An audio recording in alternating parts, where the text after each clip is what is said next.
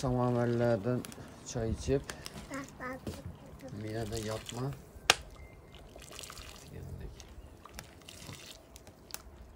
Çünkü terlimizga avamo shundoq yaxshi. Mama. Ha. Yapmayapsan? Yapmayapsan oğlum?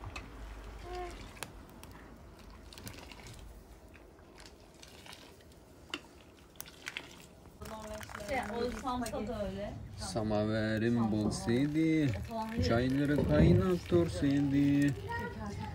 Bir çiğ çay işkiçe, yayrım oynap dursaydı. Deydiğen samaver ayada yapma kovatıdı. Miyada samaverden çay. Kadam oğlum? Boncuk olmazsa olmaz.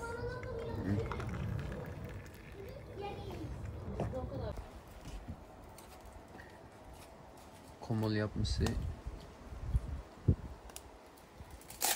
pişiş aldı da.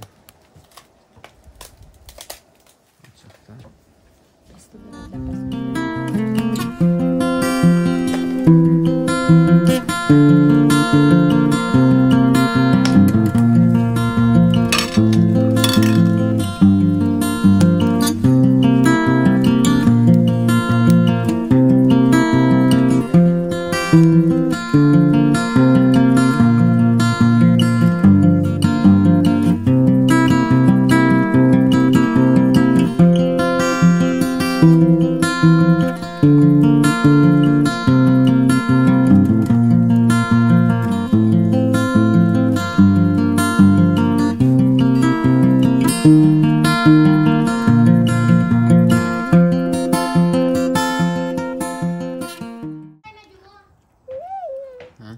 Sen az dedin.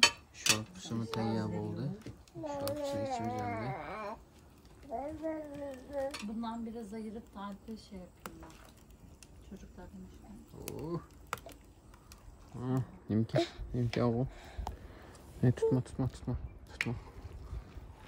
Tamam. Komol yapmışsın işte. Şu renklerde gözüksün değil mi? Zaten tatlı patates kullandığımız zaman en son ekliyorsunuz. Hemen bir parçalarını falan. Şeyden değil mi? O başka oluyor, tandırda yapılıyor. Of. Yapmaya ilgili lan ha. Yiyecek şey bulamadığında ev idare ediyor bu. Öyle oluyor. Ben bir de Sen mi ortamsın? Pekin'de Sen mi ortamsın? üniversite okuduğum zamanlar Ye.